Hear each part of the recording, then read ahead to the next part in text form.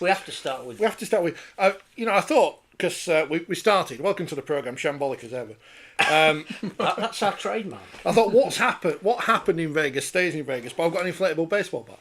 So, is that what it is? I wondered what it was. Does it say made in Featherstone? It's a giant inflatable super bat. Oh. So there you go. If you want one, I've bought loads of them because they came on in a pack of 36 because you couldn't get one on its own. Talking of packs. Yes.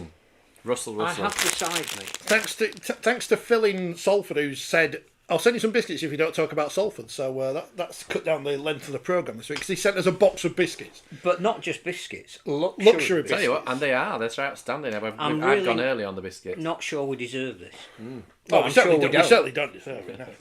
That's. I bought M&M cookies. I tell you. Tell you what, where's the heater gone?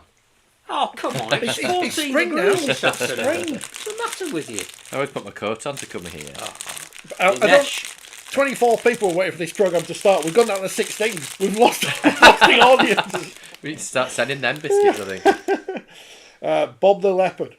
Leopard Mania is going to hit Vegas in 2026. Derek's going to make it happen. More on him to come. Paul says, have Salford now paid their players for February? Apparently not. No, they're back in special measures. Have I missed it, says Paul. No, we're here. Glad to see the Rugby League family coming together for the defence of Salford. And blaming the RFL. No, Gav. No. Maybe. Tim, are Forty20 back in special measures or just a late start? Late. Hello, it's a whole says day Paul. late, never mind, just a few minutes. Oh, no. There are better uses for money at Salford than biscuits, says Ian. Well, it wasn't. I don't think these have been sent by the Swiss businessman. The players not being paid, we got the biscuits. I mean, that could be, yeah. How long will Paul Cook last, says LG? Well, hopefully a long time, because he writes in the magazine. Well, he's just started, I think. They won, didn't they? They won. They won. I mean, I'm going to look at the paper. We've bought the paper this week. Scored 50. 52-12 against a fellow team without a... Well, no, they haven't got a coach, but Featherstone have got a coach.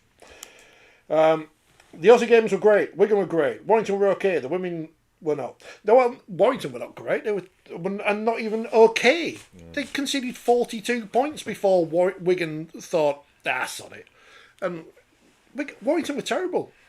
Let's not give Warrington praise. So how do you want to discuss Vegas? Do you want to look at... Well, there's a story we can't discuss, which is... Well, I've got some straps on. You can't discuss it. I think we probably need to look at Vegas now, the aftermath. What has it told us, rather than necessarily go over some of the things that have already been said. Is he leaving already? No, Bob says it's a bit of... It's like you have on Treasure Hunt. Is that better? I only watched the one game. I didn't stay up. I'm sure you aficionados stayed up till about all night. Was it? No, Phil did. I did. I knew you would. I thought it was outstanding. Yeah, it kind of was one of those events where you wanted to be there. I think that's the thing. If you look at individual results and what they mean, and you can do that, and we perhaps should do that. Yeah, it's more than you're missing the point of what was it as an event, and you've got to look at it sometimes through the eyes of a non-rugby league person, and I think there's the basis there for something that's absolutely outstanding. Definitely, yeah. I'd be interested to see what the cut through is in America. I know it's not necessarily just about that, because a lot of it's about audience numbers on TV at home, revenue generation and all that. I get all that. I'd just be out of curiosity to understand that. And I saw a post on Facebook yesterday by John Ashton, who is the brother of Matty Ashton at Warrington. Yeah. He lives in America. He referees, or did referee rugby league here. He refereed there was a nines tournament, was it, I think? Yeah. He refereed in that women's nines tournament. Yeah. I know there was an international that was cancelled due to floodlight failure. That's classic that rugby league. That must have been the American Rugby Union. The American Rugby Union cut the copper was stolen from the lights. American Rugby Union. But the games did go ahead during the daytime. Did 2 days later. Good.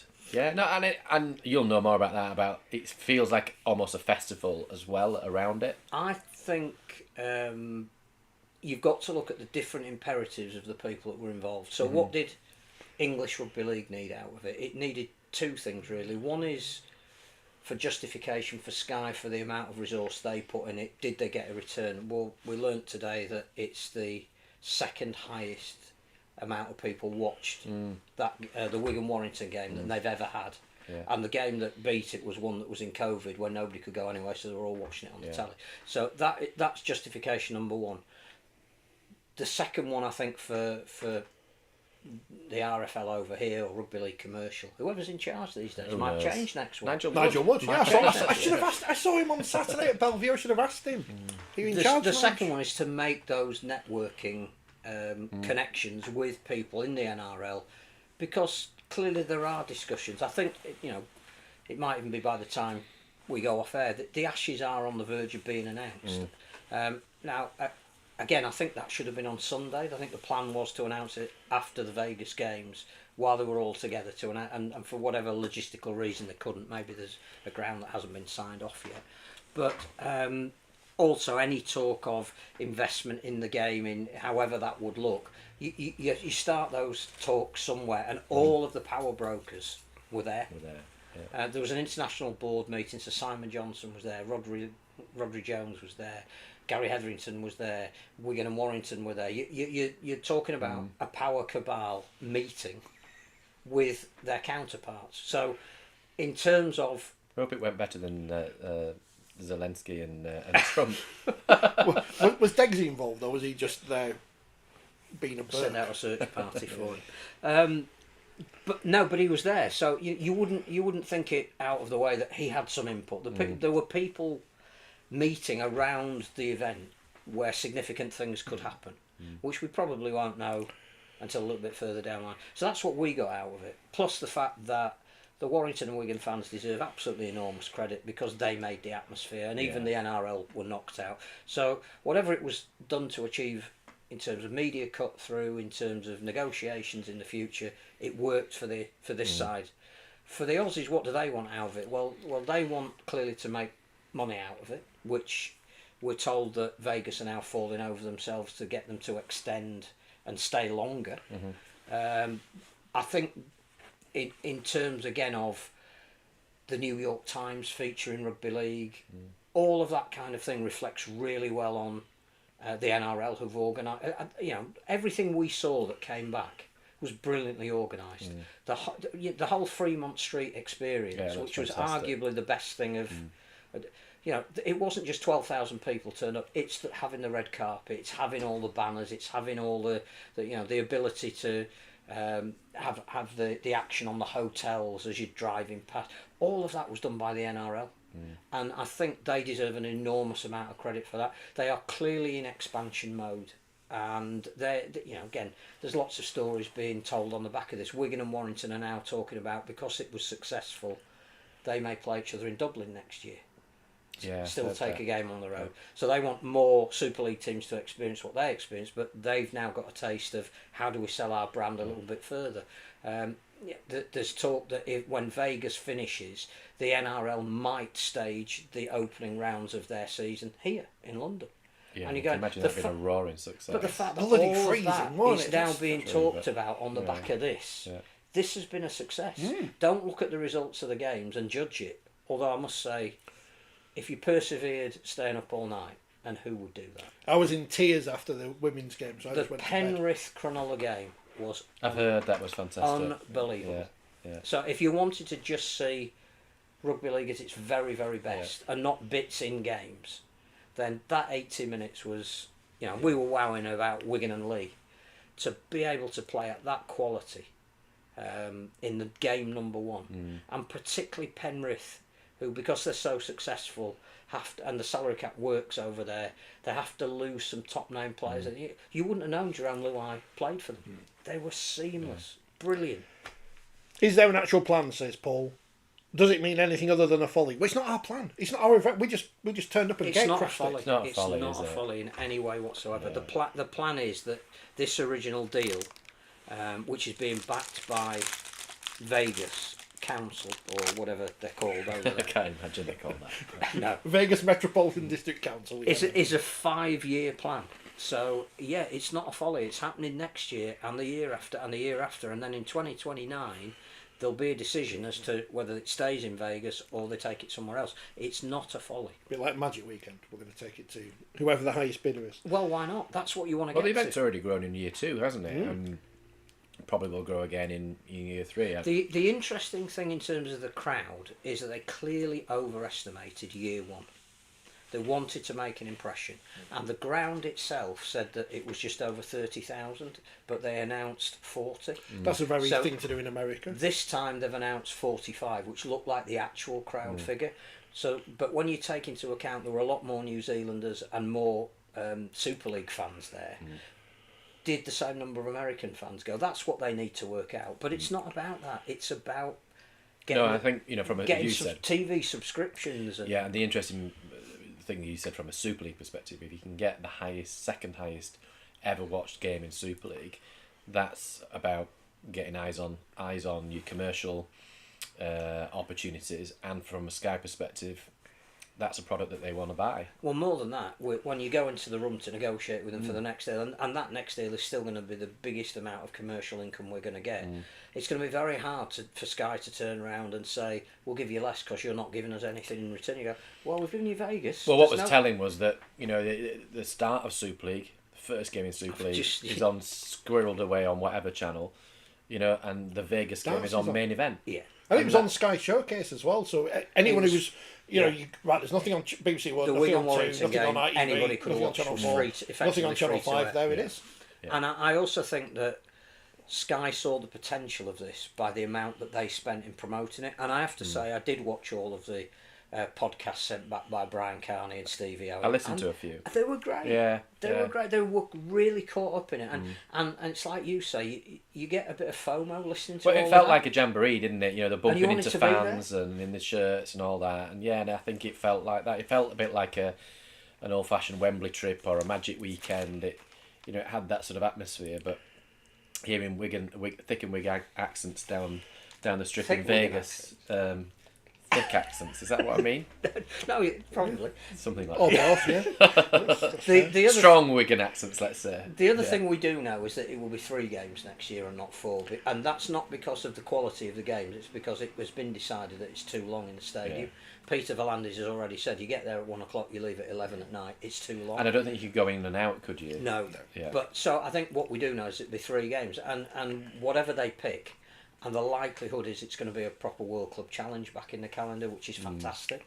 That would be the only British team going. So everybody declaring that they want to go. Well, you got to win Super League, I think, to go. Are we making a major admission that we might be going to Vegas next year? No, because we're not. But that's what clubs are doing. That's what clubs do. Oh no, well, exactly. Well, if we win the grand final, we might. Well, it might be. If I were Jenna Brooks, I'd be making sure that I'm ready for Thursday, because Brian Carney's voice ain't going to be right for Hull versus Lee. No way. And he don't want to go to Hull, does he? He's just been to Vegas. He's not going to Hull. To see the old conquering Hull. I thought having the Australian commentary with Brian Carney as part of it for the Wigan Warrington game worked really well. There was a huge amount of respect for Super League. I mean, we know Andrew Voss likes it anyway. Yeah, Voss is good. Yeah. But Greg Alexander was. I also think it's great to hear the Aussie commentators on a Super League game to give it that feel. Yeah, I thought it was well done. Came across well. I saw comments on social media about having a dig at Sky. Really, wasn't it? Saying how slick the production was, and I think that's unfair. I think it's familiarity breeds contempt, doesn't it? As I've said many times, if Andrew Voss was on every game, you get bored of his shtick, because he's course. very good at his thing. But that's because you're only exposed to him, unless you watch the NRL every week, you're only exposed to him once in a blue moon. Yeah. But if he was on all the time talking about the 3 pigeons and pies, then you get the second game, Canberra and the Warriors, Dan Ginnane was clearly also broadcasting to an unfamiliar American audience, and the way he was explaining the game was really actually good. If you're a passionate rugby league fan, and I don't need to be told that, it might have got on your nerves, but I just thought the way that he was almost comparing it to the NFL and telling you what you were watching and why you were watching it, it was really good, really professional. I think what was eye-opening, I only watched sort of 10, 15, 20 minutes of that game. Obviously, I know the Penrith game was probably the best game of the 4. The pace of the game, the quality of the game, it's so much better. and Wigan were playing there. Warrington, who are one of our top sides, who were way off the pace, bluntly. But everybody was desperate to see Wigan and Penrith after that game. Yeah, The best of the two competitions, which is why I think the idea of it now being the World Club Challenge I can see that working would make really well. huge sense. I think there were other little things, like even having the referees dressed up in an NFL Yeah, it was kit. a great. I thought it was, which reminds me, referees wear yellow sometimes. Why are they the same colour as water carriers? Yeah, no, they've got red and yellow and blue this year, I think, haven't they? They've got rid of the green shirt. I know.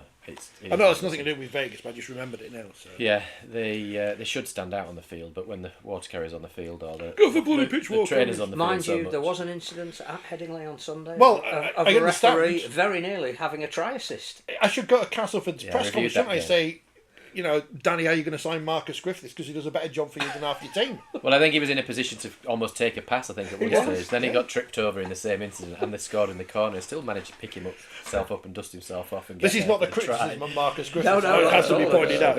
It was a funny moment. I did chat to him last night about, I think maybe you need to just have a look at what you could have done differently there, because Marcus is very much like me, not probably built for rugby league. It almost looked like he was the perfect support player for that move. He was in a great position for the pass. Yeah, too good. Gav says, it feels funny since Mr. Rimmer's independent investigation said there was no commercial value in North America not long ago, sticking out tongue smiley. It's okay, Ralph's doing a great job at the RFU at the minute, so, It didn't make sense at the time. It makes even less sense now when you see that if you do it right. The trouble is, we do not have any resource. So we couldn't prop up Toronto. No. And clearly the owner ran into issues that partly of which were imposed by us because we asked them to pay for everything. So it was never going to work. It's a huge missed opportunity, though, Toronto. But when you think about what we've just achieved in Vegas, and we could have had a Super League team. Yeah, 10,000 crowd, regular. And I was speaking to a lady only the other week at a business event in Leeds, and she was from Toronto. And How was Sandy? And watched the game. No, it wasn't Sandy. I don't know what she's called. What? And Could be a copyright infringement here. Canadian in Leeds. It's the only one we're allowed. She loved it. And I just said it was, honestly, as a referee visiting, it was so strange because they used to cheer, and not in an ironic way. They used to cheer the referee as they were, the what did they call them, the referee crew or something, when they were warming up, and they'd want autographs and all the rest of it. Like, it was just a completely, utterly alien environment, but they loved it. They absolutely loved rugby. It genuinely was a huge missed opportunity in the sport, in my opinion. I think the other thing it showed, and again, it's been great sitting here watching it from afar and wishing maybe you should have, it'd be lovely to go one day. There is such a synergy between rugby league and the NFL that rugby union doesn't have, in terms of the way the game's played, the speed of the game, the fact that the ball is so often in play and visible, that it just fits. So that what happened in Toronto and what we've now seen of Americans supporting the game in Las Vegas, we need to resource that. It's one of those daft things I said on the programme years ago, is we should have signed up with the international gridiron people, because our sport is closer to American football and Canadian football than rugby union, and we can share resource and ideas and stuff. And there were some fabulous tries by Wigan in that game, I thought. They're quite good, aren't they? In terms of entertainment value, and being able to pick up things that you could then say, look at what Abasmisky did to get in the corner and get that try. If you can't sell that to an American audience, you can't sell anything. Brought that photographer's camera as well, which was amusing. And Tyler Dupree, he's pretty much American. He scored the first try. So And Wigan for Wigan 20 minutes either side of half time were untouchable. Absolutely brilliant.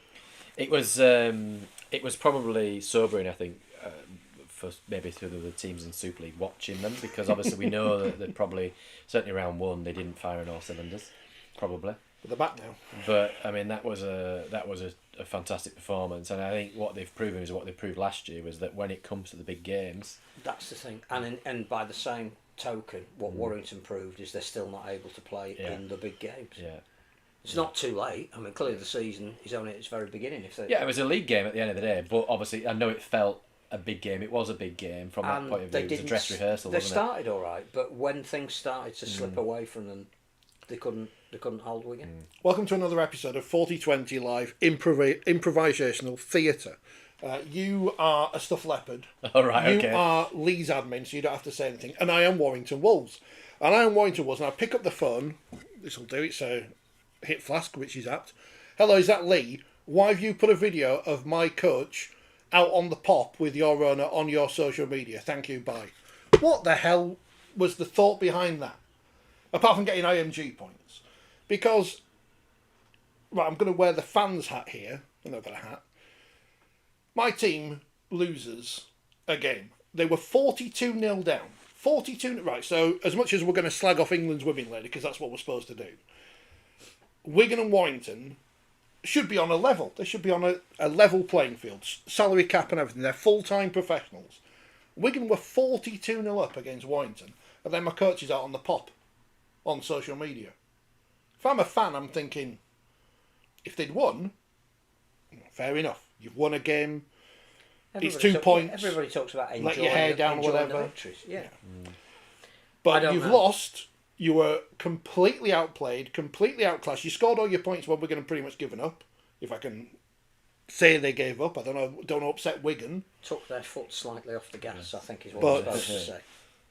I think the thing about that is it's a social media thing. You know, nobody's saying you should or shouldn't do it. You just shouldn't be in the public arena. It detracts a little from what you're trying to the image that you're trying to promote of professionalism within your organisation. If that gets out, Matty Ashton's got a try without a boot. That was good. Shame was, in a losing effort and everything. It was a great try. It was. Would it be fair to say a big difference between the RFL and the NRL, says Paul, is that in Australia the clubs do not run the NRL, but in Britain the clubs rule the roost? It's amazing that, isn't it, when the clubs who have run rugby league for pretty much the history of rugby league in this country now want to get the power again, despite the fact they've been proven to fail time and time again when they've given the power. I think the Australian Rugby League Commission acknowledged the fact when it was set up that vested interest holds the game back, because unfortunately not everybody wants the same thing and they're not at the same level of development. So we've said it before, what Castleford may need at the moment in terms of central distribution support from the RFL may not be what Wigan need at the moment. Wigan are looking at a bigger picture of how they sell their brand on a wider market. So the Australians realised that an independent commission would take the game forward. Now, for the clubs to buy into that, which is the bit that's missing here at the moment, for why should the clubs give up their power, is they were given a shed load of money. Yeah. They do get some representation on the commission, but not in a position to be able to outvote the independent people who run the commission. So they know everything that's happening in the game. They're party to that.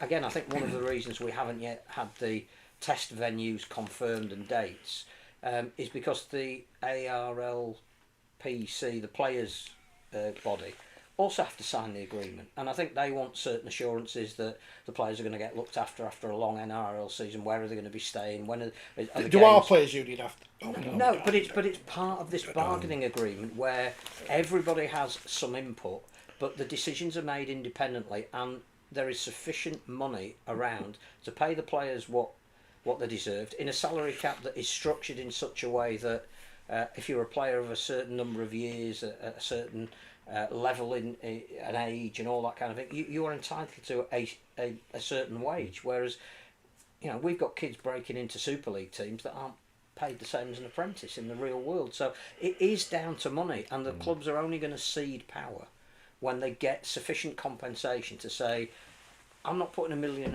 in every year to keep my club going. That's now paid. So yeah, we'll accept you telling us what you want us to do. We're moving in that direction, but it's slow. It'd be great when they replace the independent chairman with somebody who's working for a club or owns a club.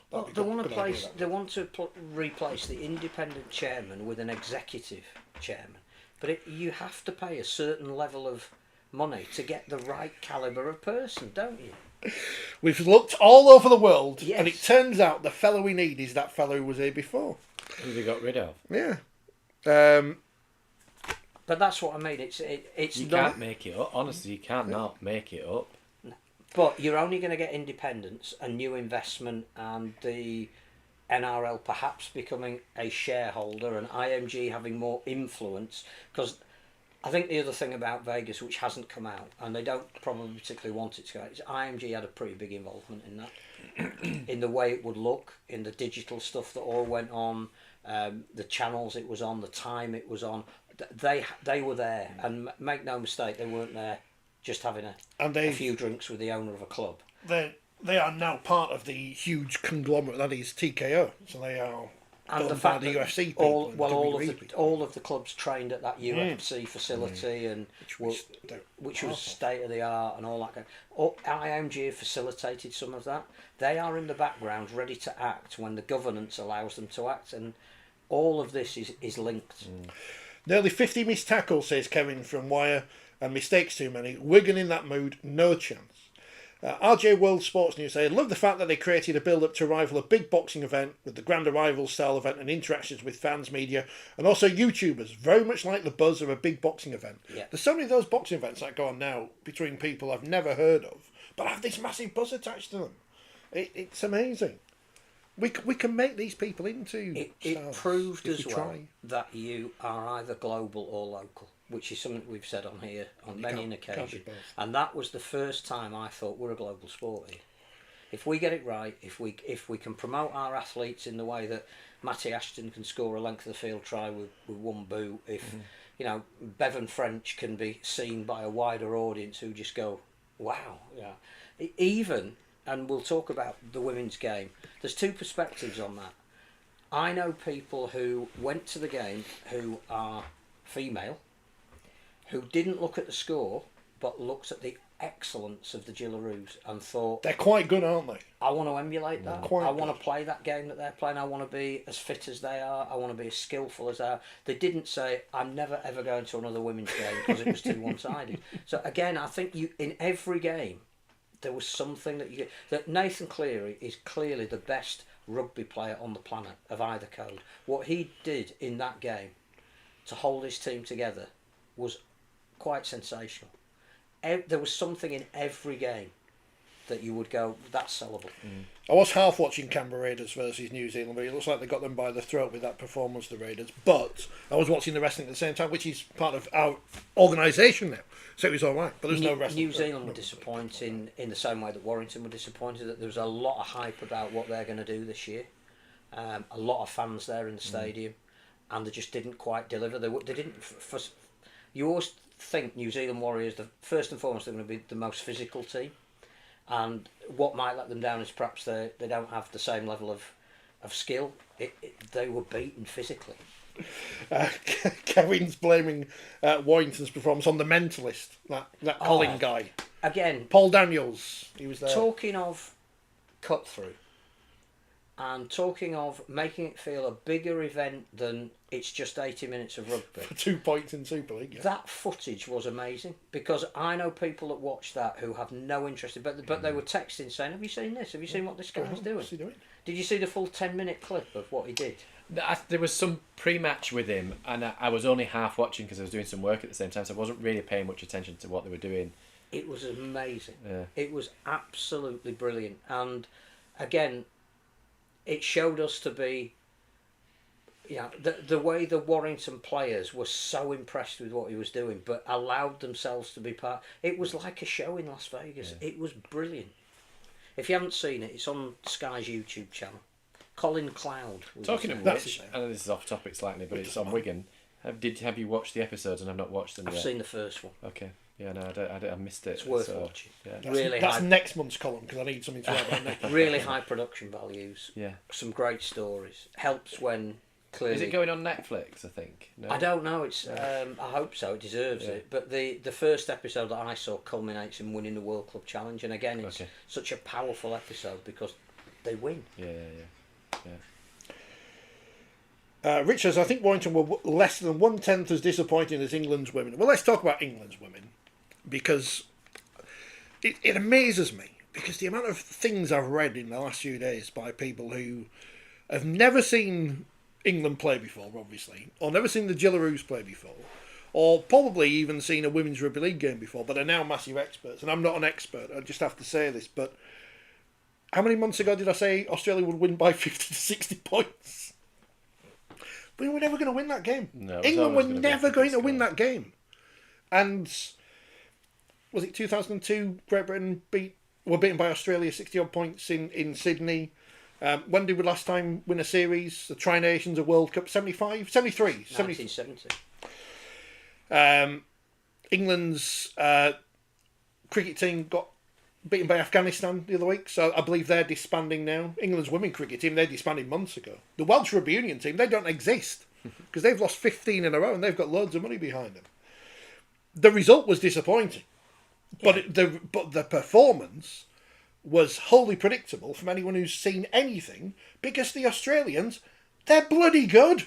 They're very, very good, and I'm not saying England shouldn't have lost by 90 points, but let's start here. The Gillaroos, they're quite good, as you said. They did win a World Cup final by 50 points.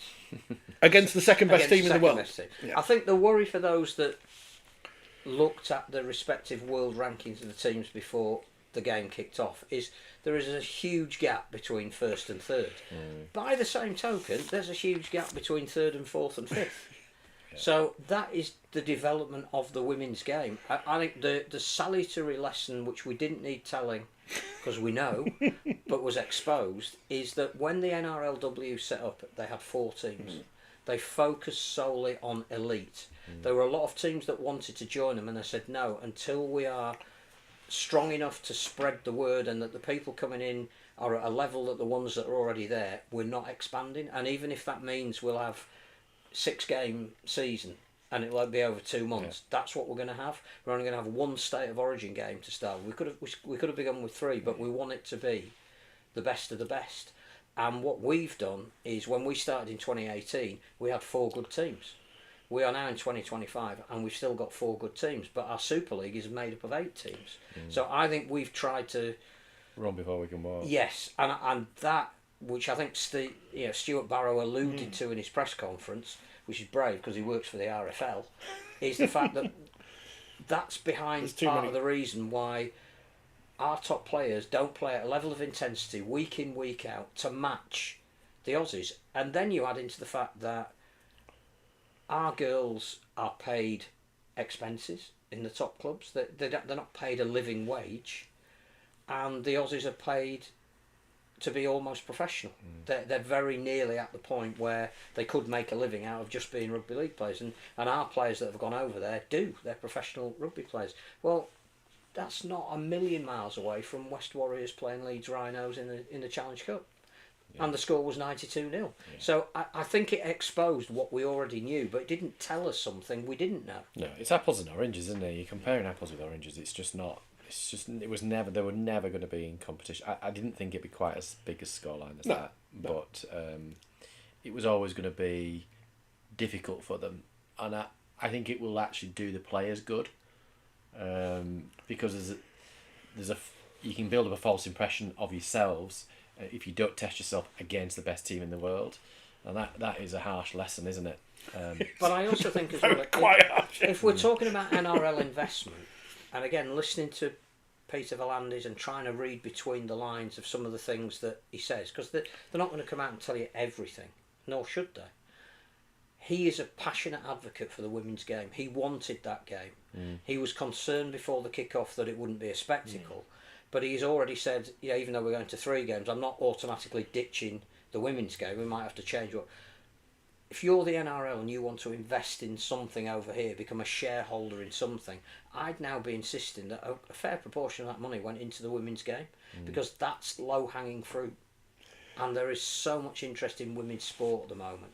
So what do you need to close that gap? The difficulty with the sport here in the UK is we've already got finite resources for the men's elite game, and never mind trying to develop a women's game. But that's why I think the NRL coming in, that has to be ring-fenced to say, right, well, we don't just want the men to be more competitive. If we're staging a World Cup in 2026, we don't want Australia just to turn up for the final and walk off with the trophy.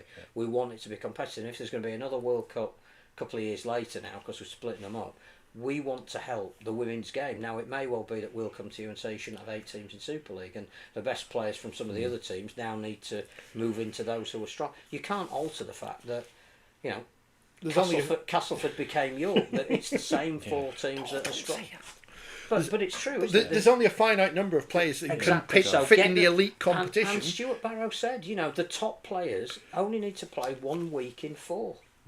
You can't have that. It's not the fault of the players that they aren't good enough, because that's just what we're playing with. It's like when people say, well, we need better referees. Well, where are they going to come from? They don't exist yet, but they might do in the future. Which raises two other questions. One is we want more of our players to play in the NRLW, which is starting to happen. So they clearly recognise we have some talent. The other thing is, Stuart Barrow was talking about using heritage players who play in the NRLW. Bring it on. Bring it on if that's going to close the gap. The concern as well is, as we've seen in the Pacific Championships, Tonga are getting stronger. Yep. Samoa are getting stronger. Because all Fiji of are their getting players stronger. are playing in Papua New Guinea are getting stronger. So we're third at the moment, but they don't get a run out in the NRLW unless they're bloody good. Yeah. So what do we do? I don't know. But the first thing is I think we've suggested it before. It's interesting because the Wheelchair Super League's expanded, but when you listen to people talk about that, it's actually, it gives coaches of the top teams a chance to rest their players, which is a different thing in the Wheelchair Super League, and give fringe players a chance.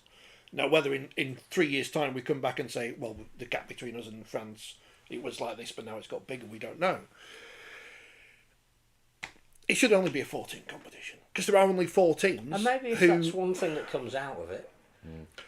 Is that a shame for Huddersfield? And Huddersfield, who, remember, we've gone professional. No, you haven't. I don't think you're excluding them. You're just saying there is a benchmark standard. If you can match that standard in terms of your investment and your playing strength and your junior development, you'll be welcomed in. But it'll be phased in. It's not like we're going to have automatic promotion relegation, or we're going to have an opportunity where a team coming up from the Championship is going to, and that team isn't ready to be in Super League. Tony's mentioned no funding, and there is, as we say, there's no money, so we're hamstrung by that point. But he also says there's only three games on Sky a season, and every NRLW game is on TV, isn't it? It's part of the deal. But we're not streaming the games. The clubs aren't streaming the games. So if I want to watch St Helens versus Huddersfield, I'm not going to go to St Helens because I know what the result's going to be. Huddersfield, I'm not. Let me use a different example. Wigan versus Leigh. I'm not going to go to Wigan because I know what the result's going to be. But I'd like to see that. I'd like to see the game. I can't.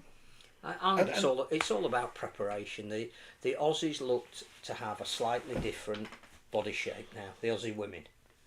They are athletes in the sense of you can tell that when they're in training, they are full time, and we are getting there through incredible efforts by our players. But you can't expect ones who train 2-3 times a week or go to the gym on their own and try and keep up to be at the same level. I went back and looked at the game from 2019, which I commentated on.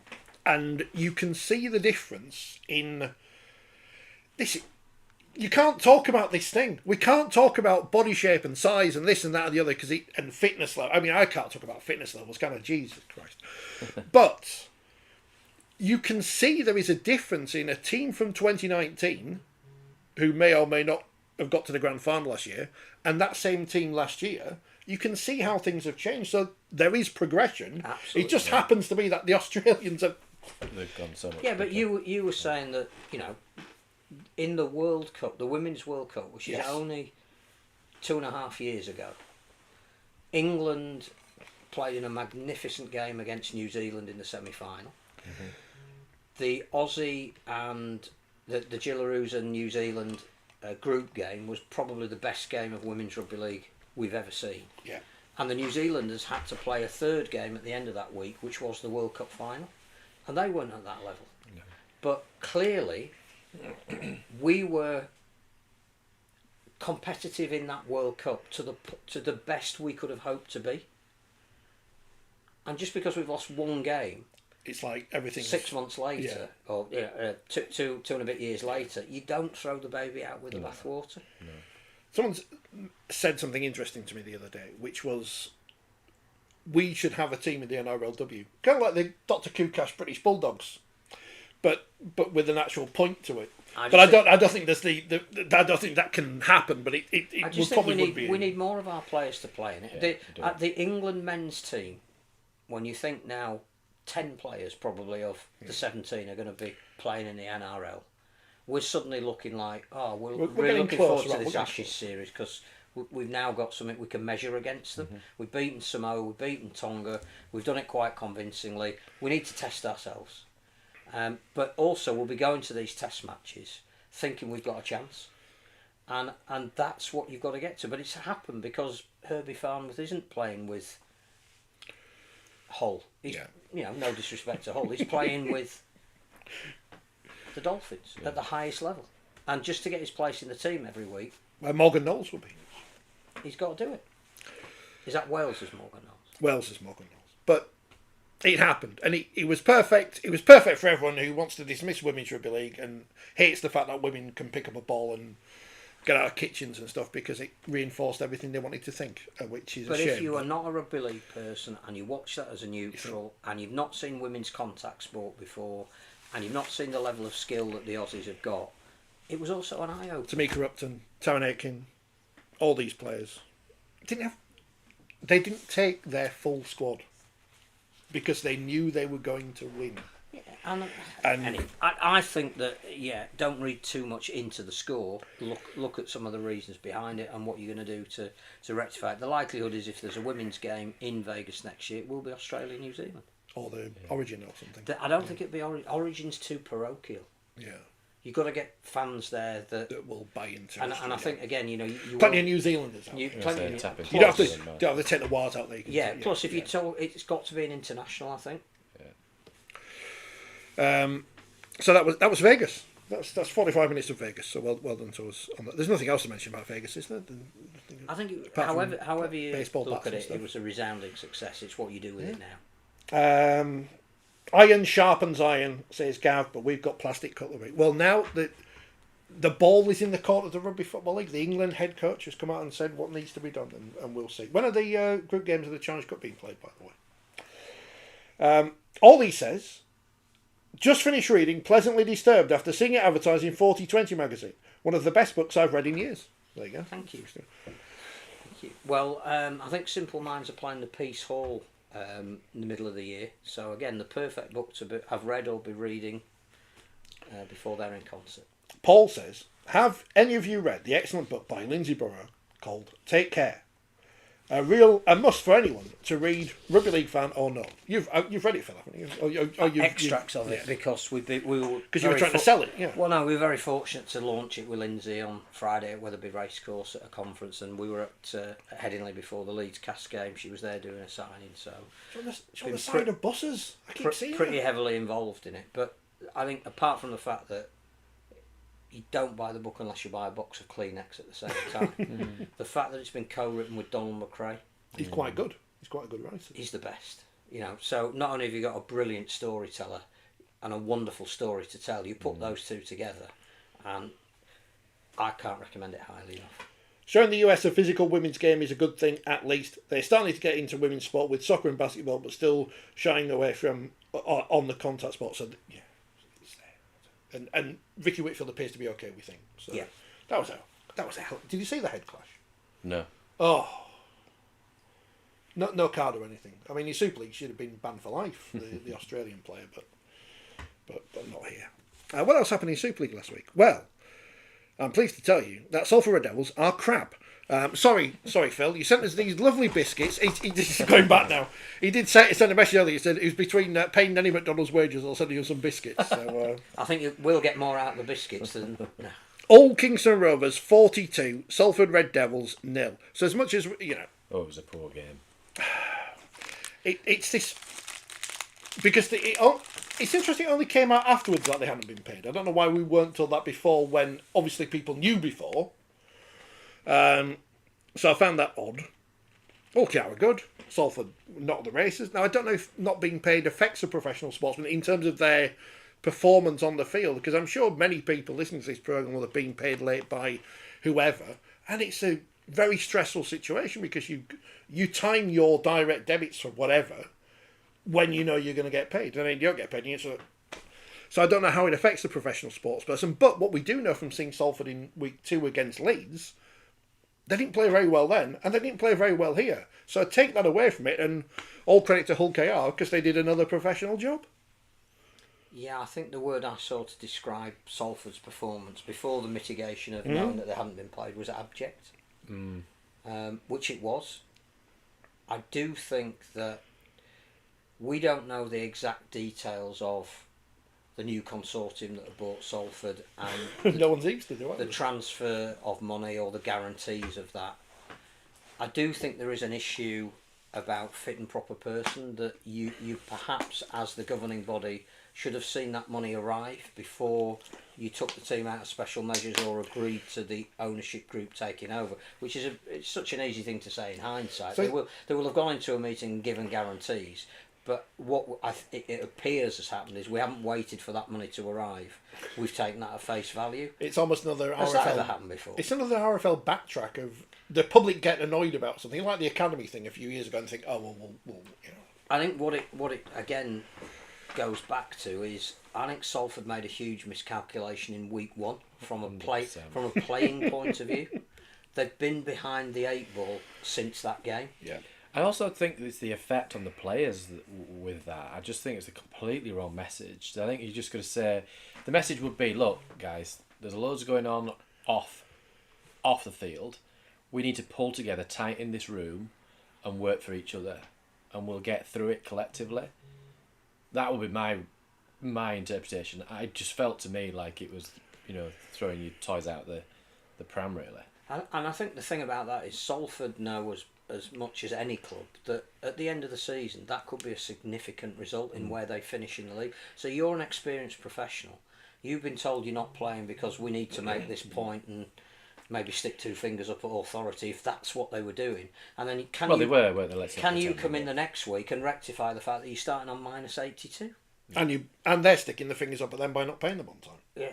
So I have every sympathy, obviously, with the staff and the players at Salford. Of course. And it needs to be resolved. But I do think it's been cack-handed the way it's been handled, especially to the outside world. Because again, because we're going back to where we were. Before. Yeah. It's like, oh, they're in special measures. There's a governing body being responsible. Oh, you're out of special measures. Oh, you're back in again. What are we doing? Gav's mentioned Toronto again, and when because obviously COVID was a strange time anyway, but wasn't there a conversation where they were going to be taken over by some fella? Yes. But he took a call in a car. On Zoom in his car. And the club said, oh no, we're not having it. It creates the wrong impression.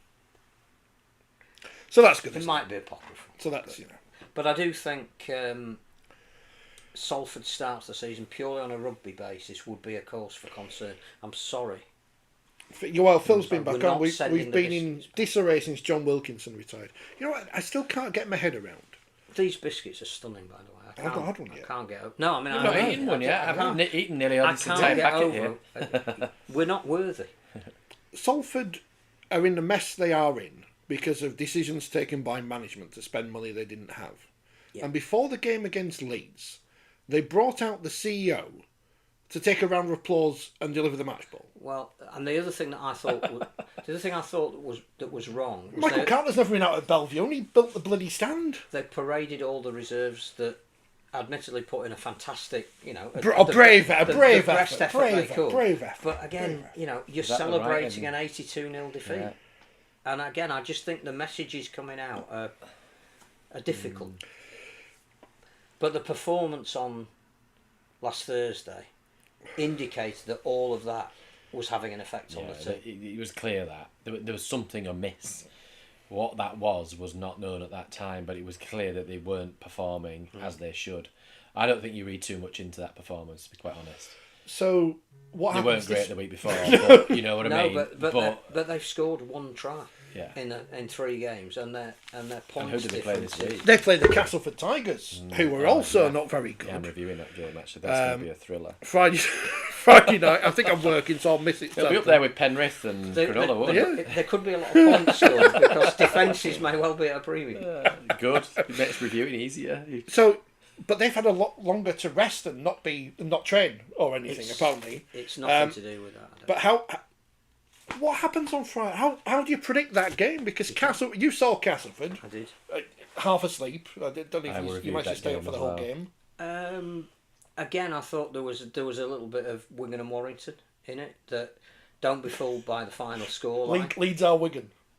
Leeds as They good got as 3 Wigan. tries in the last 10 minutes or Yeah, whatever, it'd be didn't nice to think they were. And clearly, if Brad Arthur's press conference was pitched exactly right. He wants them to be an 80-minute team. They were a 60-minute team, and for that 60 minutes, they were absolutely dominant. And you started to worry for Cass. The fact that Cass scored some late points is presumably what Danny Maguire will take into training this week as the positive. But in fairness to Cass, the week before they conceded 3 tries in the first 10 minutes, so they held fairly firm for the first 20 minutes maybe. Yeah, it was 6-0 and then it became 12-0 after maybe 20 minutes. There is absolutely no question that their effort is that it. With the greatest respect to anybody that pulls on a shirt, they just haven't got the quality at the moment. And so what's going on with Liam Watts? He's gone to Hull. So he's not good. Castleford haven't got enough forwards, and they let Liam Watts go. I get that though. And he signed for Hull? I get the fact that Danny Maguire is trying to change whatever Castleford is, and he's an older player. Is it the word culture again? It could be. I just don't know what culture means, or I can't define it. I'm not sure too many people can. But I think what he's doesn't trying align with their values, should we say that? I think it's more to do with the fact that he is a player of a certain style, and it's something they want to move away from, and it suits Hull for a short period of time because they don't have big forwards. I'm not sure it's the greatest signing Hull have ever made. He may well be man of the match. It's just short-termism, but isn't that's it? all. That's what it is. Yeah. They've lost Leggy Sow, who was arguably. With Herman say their most physically imposing forward. They've got to do something in the immediate short term. Danny Maguire has decided he can't build a team around Liam Watts. Those days have gone. So it's creating a bit of space on his salary cap. It's giving somebody else the opportunity if he can get them into the club. I get why Cass have done it. I'm just concerned when I listen to him and read the comment or read what he says about the performance. I just think it's a little bit too honest. Yeah, he's too passionate. Yeah, and I think sometimes he's a winner. For the sake of the players, you've got to insulate them a little bit early doors, and if they keep not delivering the goods, then at some point you then have to sort of say, look, we weren't good enough tonight, and blah, blah, blah. But it's come across from my point of view externally looking in that I'm thinking, wow, that's fairly it's a bit damning. Yeah. When he knows what he's got to work with. Yeah. And that's partly down to the club, not him. That's down to the club saying this is what you've got for your playing budget. Where do you fish for players? He was really honest in the lead up to the Leeds game, saying that at the moment Cass weren't attractive for potential signings. Doesn't make them more attractive when he says that, but there's a deal of honesty in that. It's just about the fans' expectation should be cut to the fact that he can't get the players that he thinks he needs. But yet he was an attraction for some players, I believe, around signing, and that was one of the reasons apparently why they didn't keep Craig Lingard.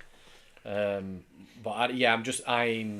concerned listening around how that lands with the team. Yeah.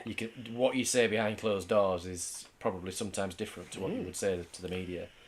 But then he is a rookie head coach, so he's learning the hard way. We're playing for the middle eights, said James Webster, and he was not involved in the middle eights. Where's Brian Smith? Where's he these days? Just back to Salford, because that's what people want to talk about. Paul says, how long will Salford be given to get their act together? There has to be a firm line for them to sort themselves out, or they get suspended. Gav says, yet they still manage to take the whole team to the Costa packet on warm weather training. I think that money must have already been booked, I think. Where's that? All that money's gone. So they must be spending a lot on players and staff and everything to have that money given to them by the Rugby Football League. I don't understand how they signed Isan Masters before they were put into special measures, because presumably everybody knew that they didn't have the wherewithal to honour contracts of that magnitude. That's the strange thing. What team are they going to put out this week? The team that played Midland Hurricanes is on paper a relatively good team. The only two that are definitely excluded would be Mark Sneed and Callum Watkins, because I think they're above this £1.2 million. There may be a couple of others as well, but if you look back, we read it out, didn't we, a couple of weeks But ago? if they're saying week 1 that we can only play this team because of these measures, well, let's see what team you play this week then. I don't think it'd be what they played in round 1. No, it won't. I'm trying to pick. That's where the miscalculation was. And I'm trying to pick the right word to describe those comments, but I can't think of one that isn't actionable. Lee 34, Catalan 6. They're rubbish as well, Catalans, but Lee again, very good.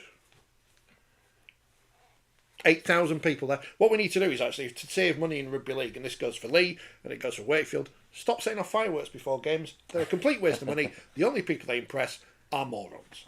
how many times have you had to delay a game because of fireworks? I think it's Should be getting fined. Should be getting fined for these things. Yeah, I think it was a particularly cold night, which probably doesn't help, does it? Yeah. I've just had a message off someone who lives in France. All right. Some of the time.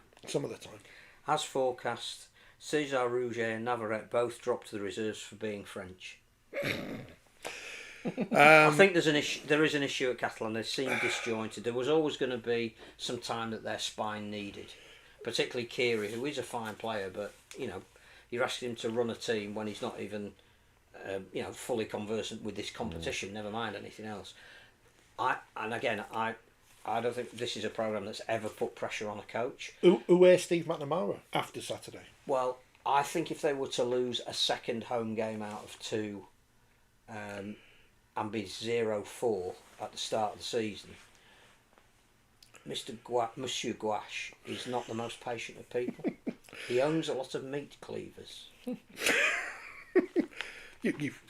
don't need to talk about James. Catalan leads the play, isn't it? Yeah. It's, and I think, again, there's always a danger when you're the longest serving coach that you're the nearest to not being the longest serving coach.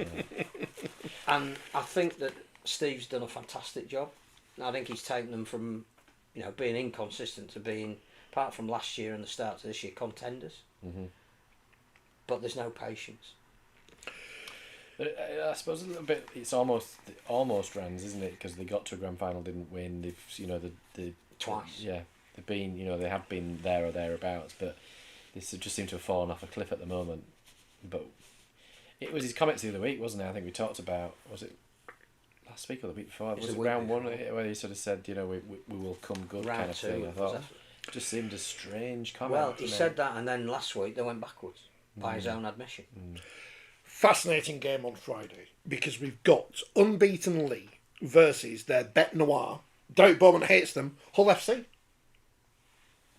who beat Huddersfield 11-10 in a game I'm assuming no one watched. No one's going to choose to watch that. With the number of ex-League players, I know. I think that could be more tastier in the boardroom than it is on the field. So they give him a classy gesture of a silver salver to celebrate something before the game as well to patch things over. But, I think Aidan Caesar with the drop goal. St Helens Hull KR game is the game of the weekend. It is, and I saw Saints on Saturday beat Wakefield 26-6. Wakefield were not very good, it has to be said, especially their back three, including Tom Johnston.